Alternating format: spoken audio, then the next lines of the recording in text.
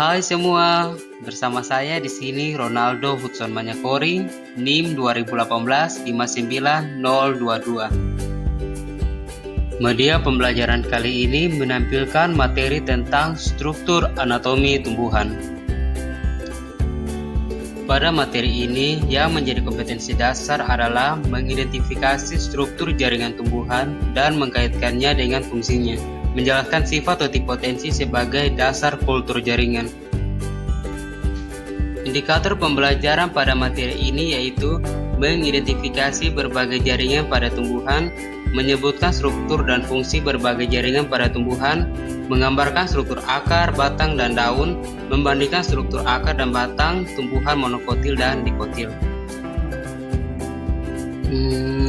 Apa itu anatomi tumbuhan?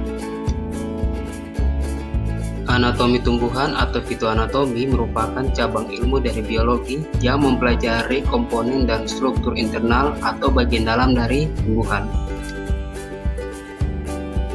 Sebelumnya, Anda harus tahu dulu apa sih jaringan itu? Jaringan adalah kumpulan sel yang mempunyai bentuk, asal, fungsi, dan struktur yang sama.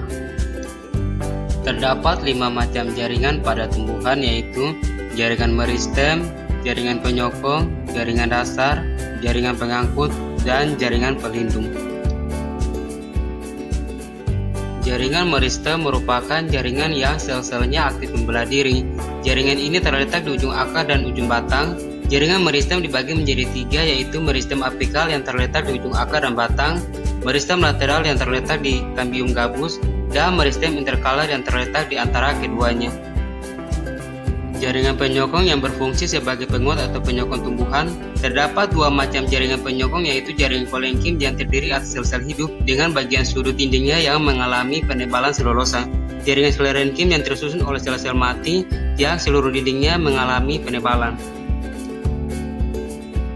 Jaringan dasar atau jaringan parenkim terdapat di semua bagian tubuh tumbuhan seperti akar, batang, dan daun.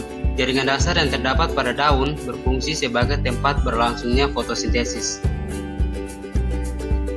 Jaringan pengangkut atau pembuluh adalah jaringan yang berfungsi untuk mengangkut zat-zat yang ada di dalam tumbuhan, terdiri dari pembuluh xilem dan floem. Jaringan pelindung disebut juga epidermis yang berfungsi untuk melindungi dan menutupi permukaan organ tumbuhan.